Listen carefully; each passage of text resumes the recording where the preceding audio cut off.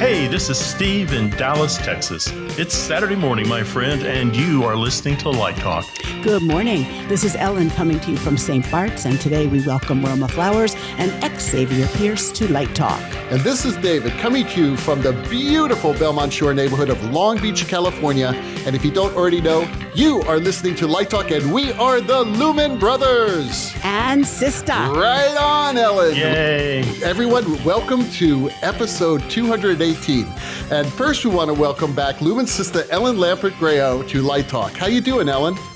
I'm great. Thanks for asking. We're getting ready for LDI. We're about ready to announce the winners of the third annual Pat Mackay Diversity in Design Scholarships, and both Roma and X are on the judging committee for that. And, just trying to stay out of trouble. Well, that's really, really cool. And boy, today they are opening up Las Vegas to 100%. Isn't that correct? Yes, that's very cool. Yeah, so Ellen, we are excited. We're going to be back there doing our show, I'm sure. Absolutely. Okay, see, I sort of pressured her into inviting us right there. So. Oh, you're invited. We actually may have a podcast truck set up as a professional studio where you can load it right up, upload it, whatever. So very we'll cool. see. We'll have to get Ethan there with artistic We finance. are, don't worry. Oh, that's great. Oh, good. You can interview each other. There's nothing more boring than podcast hosts interviewing each other. Let's be quite honest. But don't forget, we need a little stage because we're going to have a special performance of the Luminoids. So it's going to be unplugged. But, it should be very interesting. And Stan's going to soft shoe. Stan is going to do his soft shoe. Today, we are happy to have two accomplished lighting designers on the show who happen to be members of the BIPOC community. That is Roma Flowers and Xavier Pierce. Roma and X. We like to call Xavier X because we all screw up Xavier's name. Roma and X, welcome to Light Talk. Thank you, David. Thank you, David. Thanks for having me. Oh, that's great. And for the people who can't see right now, because we're doing this as a podcast and not a video cast, our friend X is wearing a Waffle House shirt, and we love Waffle House. Right, man? We love Waffle House. We love Waffle House, so it's good. What's your favorite Waffle House waffle? They have a blueberry that's really great. That's really, really tasty. But my favorite is the Texas toast, bacon and cheese and egg sandwich with my hash browns covered in chunks. Good chunks. I don't want to know what those chunks are, man. That sounds really dangerous. Covered in chunks. Covered in chunks. Yeah.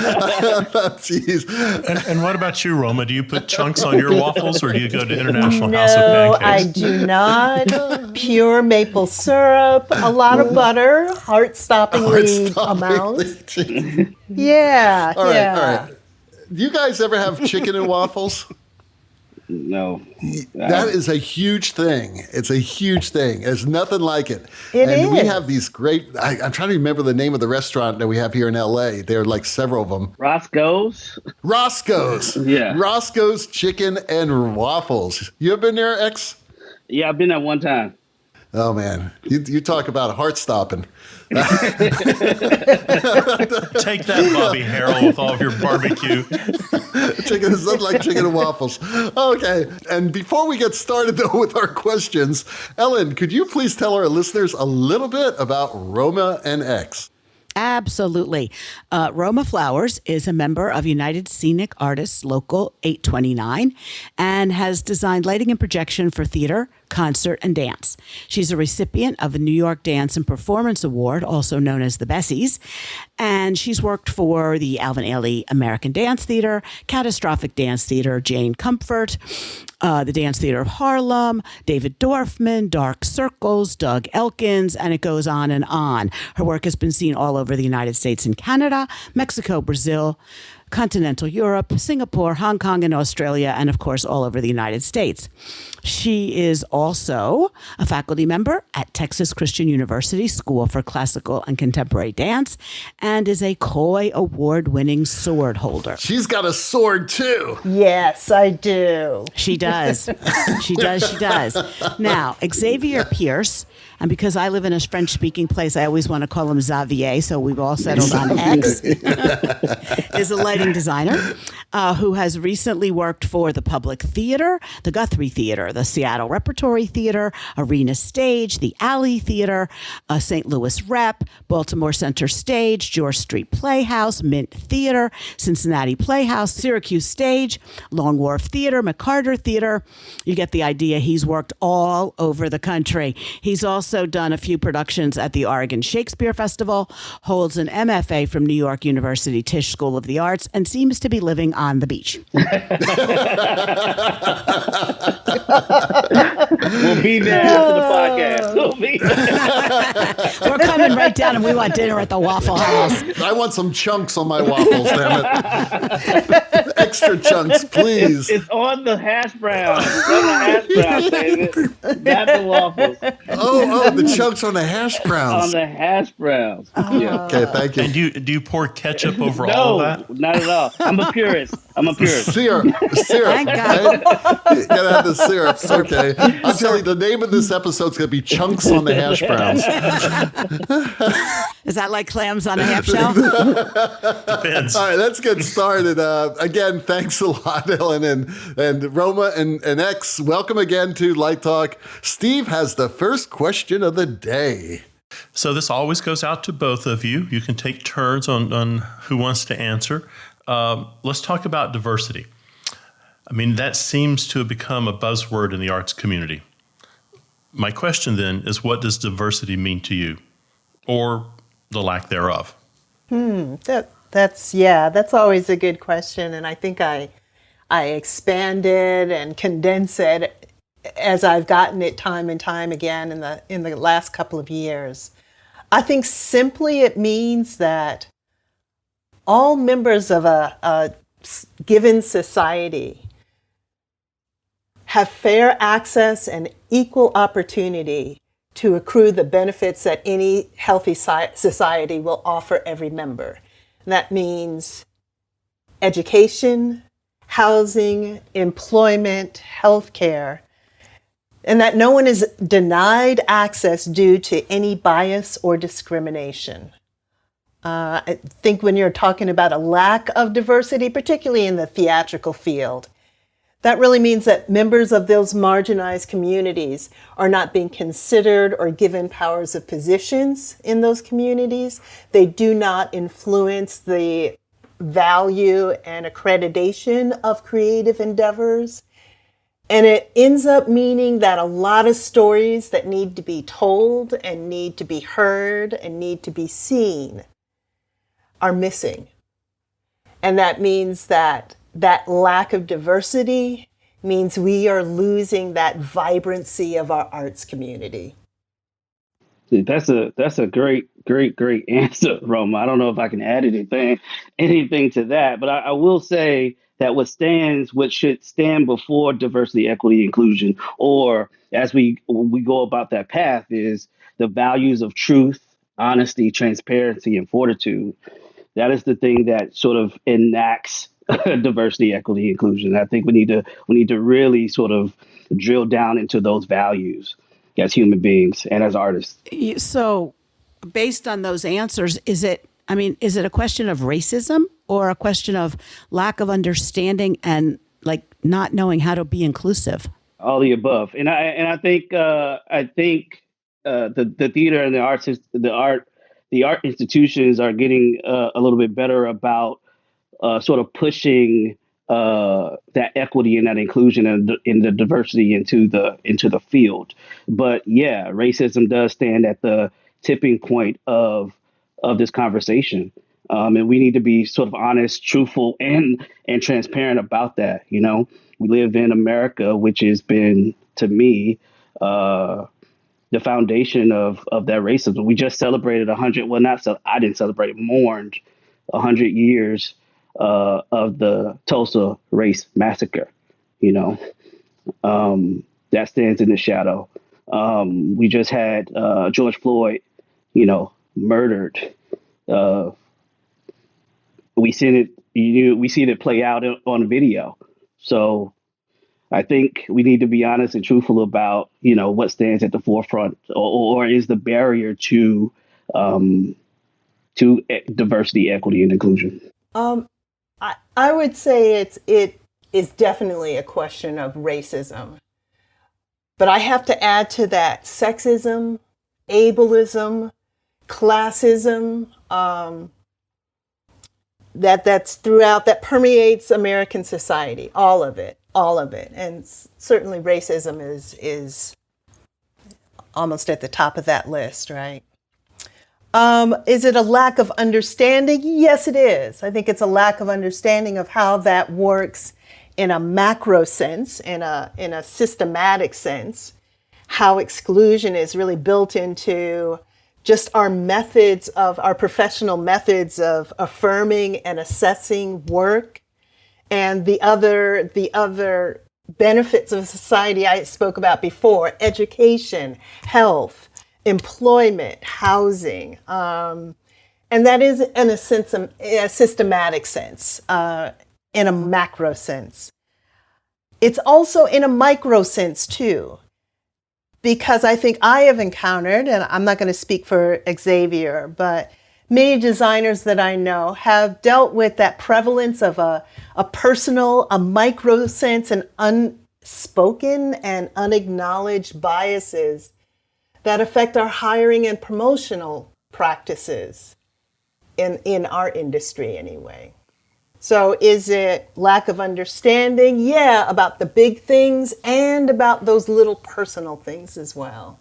The reason why it's really, really important, and I just want your listeners to understand, what I've been thinking about is the intellectual property that has been lost because there has not been any diversity in the industry. Like right now, I don't think we could fully staff a lighting department on Broadway with BIPOC assistants or associates. I would have to come out of retirement of assisting to be able to staff just the associate or assistant position.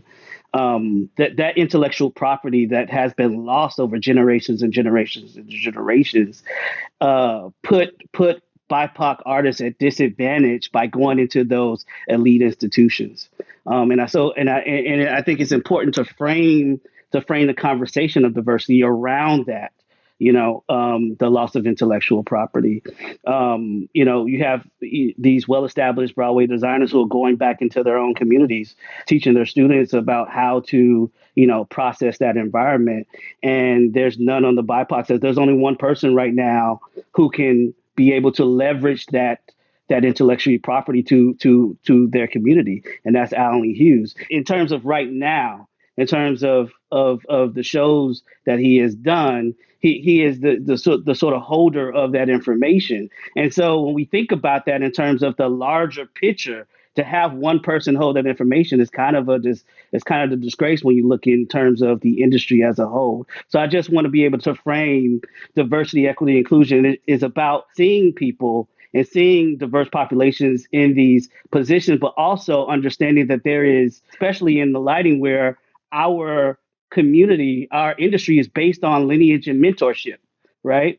Like it started from Jean Rosenthal. She passed it to Tom Skelton, Tom Skelton to Jennifer Tipton, and you see all the people that Jennifer Tipton has educated. And so when we talk about diversity, equity, inclusion, there's a large part of the cultural segment that is missing out because there's not a lot of people to pass that information back. And so now we need to be about about community in order to foster that level of lineage and information passing through. I guess I would call it our cultural hands. So I just wanted to frame it in a way that sort of makes sense in terms of the numbers. One person in terms of that looks like me, who was able to say, I can call and say, hey, what do you think about this? That's a really good point. Yeah.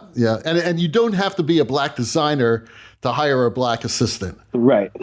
Or a Black associate. Right. But if let's say Kathy Perkins wanted to look across the table and look at somebody who looks like her, she'd be hard pressed to find somebody. So that's why it's really, really, I feel that we're in a really critical, dire stage in our industry in terms of bringing people into the fold who look like me, Black and brown people.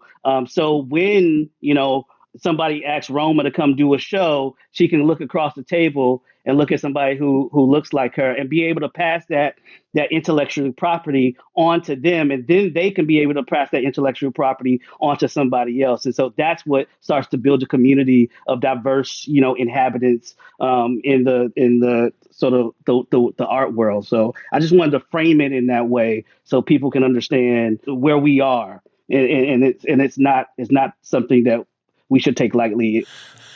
We've had a number of very successful and provocative and very loud women who speak to sexism in the industry. Is this a double whammy for you? Does sexism know no boundaries? Do you get it both from the BIPOC community and from the white community? I would say, less from the BIPOC community.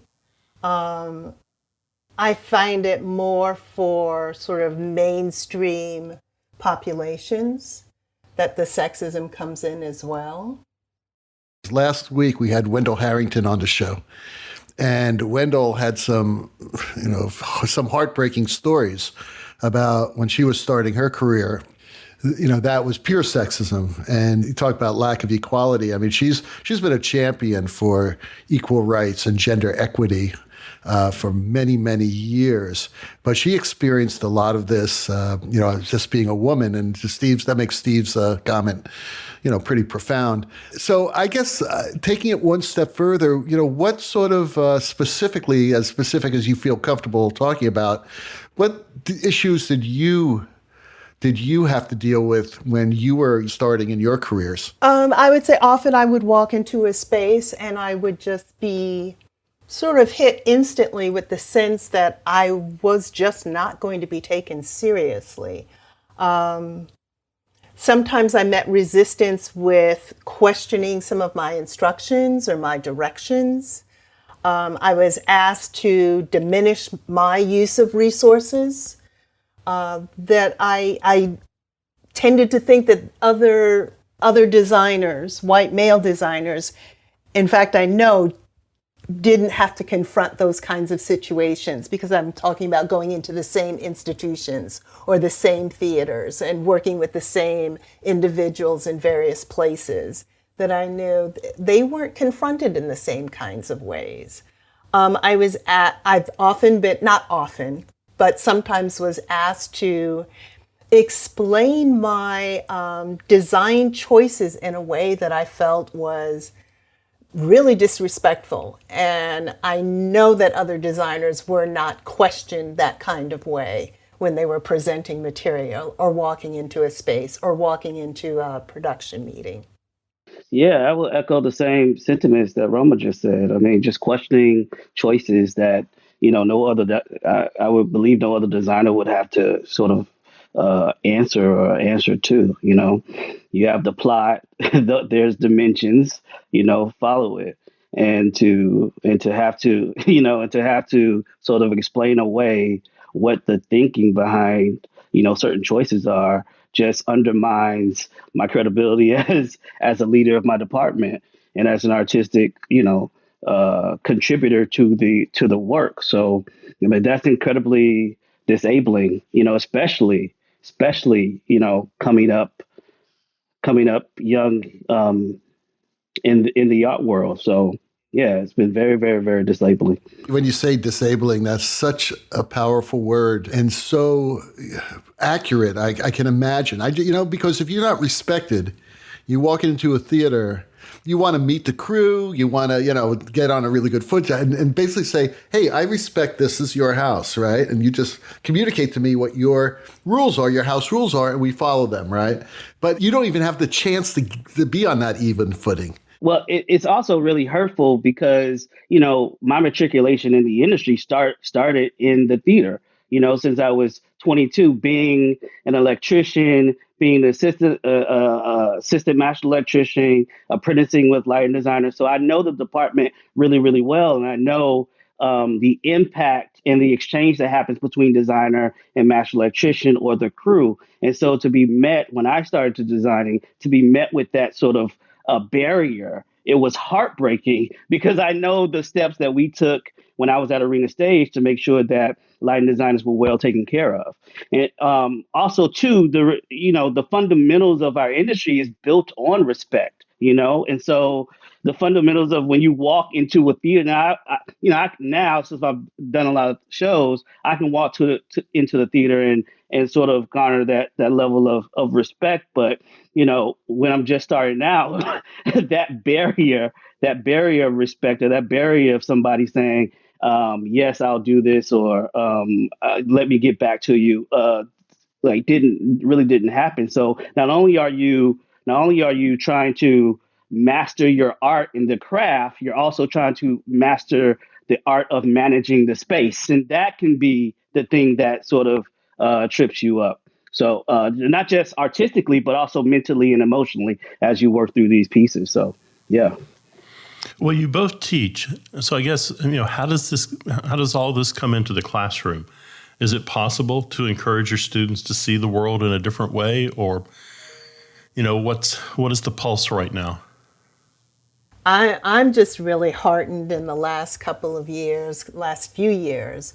I'm sharing my space now with students that are really committed to working in and creating and participating and developing equitable arts communities. And they are devoted to doing that. I'm really impressed. I try to encourage them to speak out when they see any kind of unfairness, whether it be from other peers or from faculty members, and to come and talk with me. Let's work through what those issues are. Talk about it, get it out, let it out. I try to encourage students to express their desires to, often it's the upper administration, to include productions and guest artists and directors and choreographers and performers into the curriculum as much as they can. I encourage my faculty, and they are very supportive of bringing in different voices and being sure that our students have access to all kinds of diverse creative artists. I make sure that my course content highlights diverse artistry as well, so that they see the work of the Dance Theater of Harlem while they're, at the same time, they're going to look at New York City ballet clips as well. So it's being sure that I am showing them as much of a diverse creative environment and artists as I can within my curriculum, and trying to bring in professionals and artists to give our students access to those kinds of things. Yeah, that's a great answer, Roma. I mean, in my own work, what I'm really trying to instill or infuse is the word I've been using. Infuse into my students is just core values, just core human business values: truth, honesty, transparency, and fortitude. Not just because of them being great human beings, but also that's how I approach the work. There's a level of truth and honesty that I need to have within myself in order to sort of let the work sort of immerse in me and my soul, and be able to spit that back out via light. So my main goal is trying to change the world, trying to change the world through them. Trying to change the world and allow them the opportunity to see that there are myriads of understandings, myriads of design aspects that they can learn from different people around that maybe not look like them. So to me, it's about truth, honesty, transparency, and fortitude. You've got those core values down. Yeah, that's great. Yeah. Yeah. Because also, I mean, Yeah, also I like too, it. yeah, because not also are we artists, we're business people too, right? We're executing contracts on daily basis, and those are the core principles that make good business. When we talk about relationships with artistic institutions, it's good to be a great artist, and it's good to be happy and smiling, and people like you, but it's also great to do good business. And if an institution can trust you, If an institution is paying you 2/3 of the fee before you even set foot on site, then those values become very, very, very important. I think that's a great framework for teaching the kids. It really gives them a good foundation. So changing direction a little bit, from an artistic standpoint, what is the most challenging project you ever worked on and why? I'm not challenging. I would say I would reframe that as being artistically fruitful. Um, the project I'm working on now. I mean, I feel like the pandemic, and this awareness of who I am as an artist and as a black man, as a black man artist, has really sort of made me shift gears in terms of where I lend my artistic credibility. And so, a lot of the projects that I'm working on now are centrally focused on, you know, uh, bringing hope and glamour to the Black diaspora. I'm working on a show now, a one-woman show about Fannie Lou Hamer, and that's bringing me a lot of, uh, that's bringing the activist side of me out, shows uh, about my people and about my community, are challenging me, not just to think about them, the community, but think about who I am as a person and how I leverage these talents to not just benefit myself, but benefit the people who look like me. So that's what I'm into right now. I think the last piece that you lit that I saw was White Noise, which I found challenging as an audience member. It was really a very interesting piece. I don't know if you want to comment on that a little bit, but that was really, really interesting. Yeah, it was really, really interesting because we were talking about, the piece centered around white supremacy. And here I'm doing a show with one of the most powerful white artistic directors in the country, and being in conversation not just with the piece, but also with myself. And so it was challenging on a lot of fronts, not just trying to get the artwork right, but how am I being viewed in the room? It was the first time with me working with Oscar Eustis, and we later on did another show together. But having to confront that history that has been embedded in my DNA, that history that I live over and over, the history that I live when I hear mothers cry about their sons being murdered or their daughters being murdered, by the state. And so reliving that through the work is really, really challenging. And I try to, right now, I try to keep myself in a good emotional and mental place to be able to, deliver a solid product with having, dealing with that emotional weight. So, yeah, White Noise was very challenging on a lot of different fronts. Roma? The most challenging work that I did work on was Abancourt, a full-length evening solo performance by Hellenius Wilkins, for which I received an LDI Night of Illumination Award. That's right. Yeah. Yeah, I just love saying that. Yeah. Yeah. I have a co-award. Yes. I designed the projections for it. Previously, I was known primarily as a lighting designer, primarily as a dance lighting designer in New York. When I relocated to Fort Worth and began teaching at TCU, I kind of, I won't say coerced, but suggested to my faculty colleagues that they really did want projection design with their dance work, their choreography. And after several years of doing that and really developing my own sort of aesthetic position with projection design, I had this opportunity to work with Hellenius, who was a guest artist at our school for 1 year. And he had a project coming up, taking us out into the professional world now, that just really ramped up the presence of projection design for performance, for me anyway. I think I had gone from using a maximum of 3 projectors to, with this project, I was working with 10 projectors. I had 4 walls to work with and a stage floor to work with. And I had to learn a lot about technically just the equipment, just the software, just the logistics of designing projections for a much larger scale work than I had before. I was very fortunate that we had a couple of years to really develop the work, starting from early workshops, and we had several works in progress showings throughout our tenure of these 2 years until the final premiere opening that was in DC, which was great. Challenging for me and satisfying to me was that the breadth of the content, of the imagery content that I was using, just ranged from photorealistic to non-representational to surrealist to metaphorical.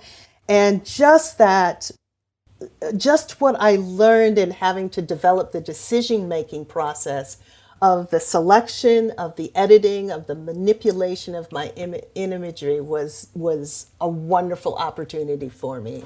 And I'm so grateful that I had the guidance of Hellenius, who was really, really clear with vision and really, really able to communicate to me what it was he was looking for, even as it changed and evolved constantly. We had gone from having a goal of examining identity and personal relationships and heredity and ancestral meaning to going to a place of exploring location and place. And this was all based in Louisiana, and Hurricane Katrina was a theme of storm and renewal and then destruction and then construction. So it was just a lot of themes that I was working with imagery, which was just fascinating to me and a wonderful experience. Yeah, those are great metaphors, you know. I mean, he's working in Louisiana. That's just fantastic. Hey, so on a sort of a different line, what is the best advice that you were ever given and the worst advice? And you can't get out of one of them. You got to say what's the best, the worst. Okay. The best advice I was given, and I pass this on to all young designers that I encounter, is to give a lot of time and attention to documenting and archiving your work from your very first shows, your little small shows. Get the documentation, get the photographs, get the videos, recruit your peers to take those pictures for you during that rehearsal, you know, because we don't have time as designers to sit there with the camera. Reciprocate, take pictures, take video for each other, save all your paperwork, your lighting paperwork, your instrument schedules, your preset sheets, your light plots, of course, your hookup, your magic sheets, any renderings or any kind of draftings or drawings you did to develop your design. Save it all, save all of it forever. That's the best advice I gave and best advice I was given. And your worst advice that you ever received? Yeah, someone once said, don't move to New York City unless you have $2,000 cash. $2,000, that's all? Well, you have to remember, this was in 1984. Right. Right. So I didn't follow that advice. I think I had $200 after I got off the bus at Port Authority, and 20 years later, I was still there. Were you scared? I'm just really curious when you got off that bus. No, I wasn't. I was just really excited. Fantastic. That's beautiful. X, how about you? Best advice and worst advice? The best advice I received was a mentor of mine said, when they call, show up. You know, when they call, show up on time. Right. And I thought that was the best. You can't control anything else, but you can control your ability to be there when folks are asking about you. The worst advice I receive is somebody told me, don't be so passionate, I quickly threw that away. Smart man. How can you not be passionate? I mean, how do you control that? I don't know. I don't know what they were saying, but I quickly threw that away. So that's my best in work. Well, it's been what, 15 months? How has the pandemic impacted you two? I mean, it has changed my world a lot. It's given me a lot of perspective about the business and about myself. I have grown immeasurably as a human being, as a man, as an artist. Um, it has made me realign what I think is important, where to center the work. Before it was all ego. Um, Before it was all, glory. Now it's about my family, centering the work on my family, centering my work on the community and how to uplift them, how to be their biggest cheerleaders, no matter who's leading the charge. Um, it has made me just better. All of the heartbreak and the death that we've seen.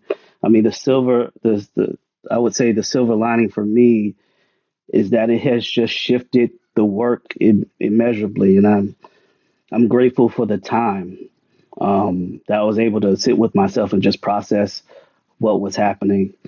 I'm grateful for the time I'm grateful for the maturation that I went through over this process. I am so proud of myself to where I was before the pandemic and where I am now. So, yeah, all good things amongst a sea of, bad and tragedy. Yeah. Xavier, I second that. It forced us to slow down. We had to stop. We stopped. And that was something that had never happened to me in my career before, where I just stopped. Sorry, you haven't gotten to tech rehearsal. You did the hang and focus, stop and go home. That's it. That has never happened to me. I've never stopped a show in my life or been connected to a show that stopped. So I too had to re-examine what is important here. What do we do with this unfinished business? How do we move forward? I think one of the big impacts was finding myself more immersed in a community. Believe it or not, we're all separated. We're all apart from one another. We're all locked down. And I have had more communication with other practitioners of theater outside of my immediate working environment than I've had before ever in my career. I mean, I've met so many people, I've reconnected with so many people. That has impacted how I move forward as well. And it's about community building. I really struggled as an educator when the pandemic first hit, and I had worked very hard before it had happened to really present valuable learning experiences to my students. And once that online shift happened and all of those in-person and hands-on practices that I had developed just were not useful anymore. And I had to struggle. And I think I'm even just coming out of it now. Only now am I starting to feel satisfied with the ends of the courses I was teaching. And again, I had to re-examine what is essential about what I had been doing as an educator. And how do I continue developing that and bringing that to my students? So, yeah, it affected me greatly. Well, last week, Oscar Eustace was talking about this idea that we're at a unique moment in time, that the nature of theater has an opportunity to change in a way that it hasn't changed in a generation. Do you think he's right about that? Or do you think we'll all kind of just put the pandemic behind us and very slowly go backwards? No, I don't think so. No, I think all of the assumptions I had before, Xavier said something about ego, about glory. That's to the side now. And that, I think there is a fundamental shift in just the way we look at what is valuable to us now, in a way that I think we believed in things before, but I don't think we worked as hard to really solidify. What are your values again, Xavier? Truth, honesty, yeah. Truth, honesty, transparency, Yes, and fortitude. yes. Now that's what's got to go on your next sweatshirt. Yeah, right. Not the Waffle House, but but it was a double whammy last year because we had George Floyd, we had all the everything going on in the community on tape.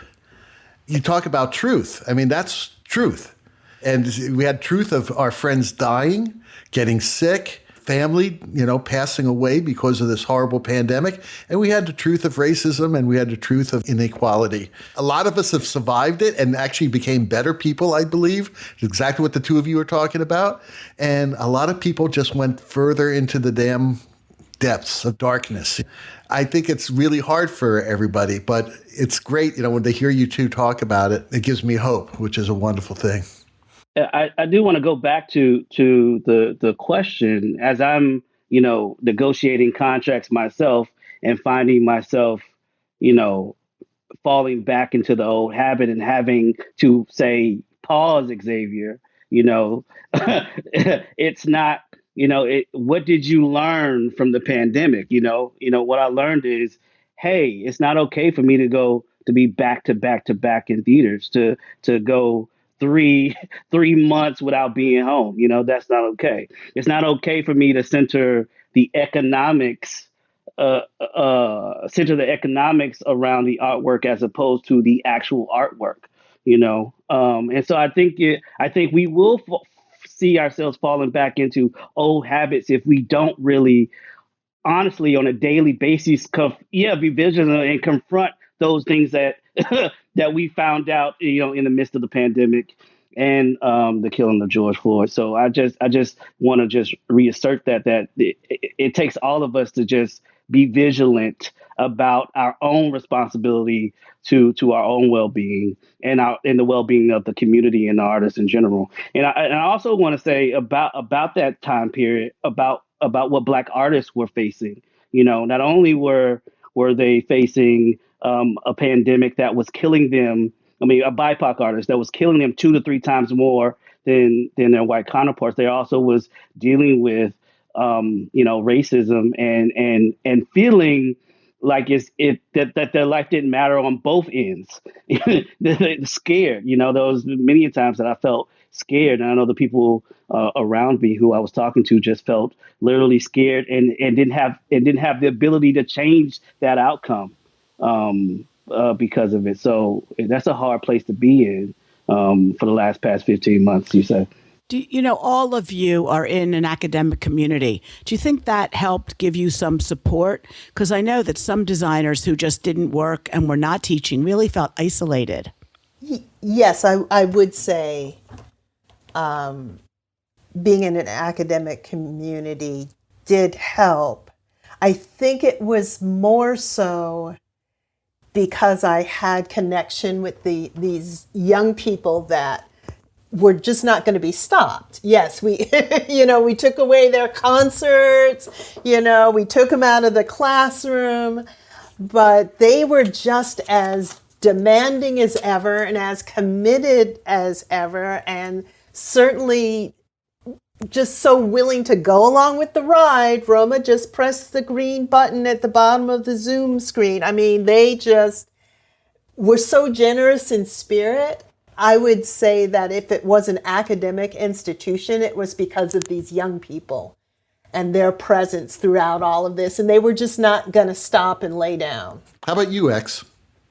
I have maybe a multi-part sort of understanding to it.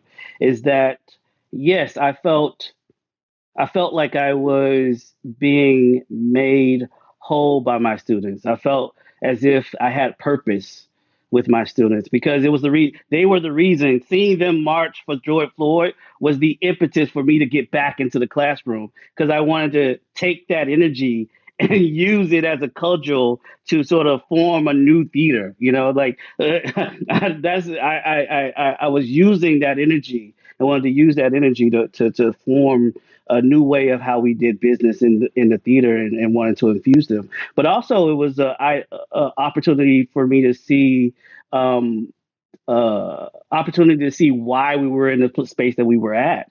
You know, the academy is an institution that is based upon white supremacy, and to go through that, especially as as one of the only black professors at my university, I mean in my department, was very very very very hard to see and watch. So I have two different not two different opinions, but it was some good and some bad actually. Interesting. So as the pandemic is fading a bit and theaters are starting to open up again, what do you both have on the horizon? What's on your agenda? Well, I'm going to be hosting a course starting tonight, starting in 2 hours, with the new Studio School of Design that is committed to affordable, accessible, uniquely 21st century training for lighting designers. And my course is titled, So You Want to Be a Lighting Designer. Yes, and Mark Stanley was talking all about it a few weeks ago. Yeah, which is... We had Mark and Clifton on, and we were just talking about this great project they're doing. I want to take that class, by the way. I want to take that class because I don't know why I want to be a lighting designer. It's a little late now.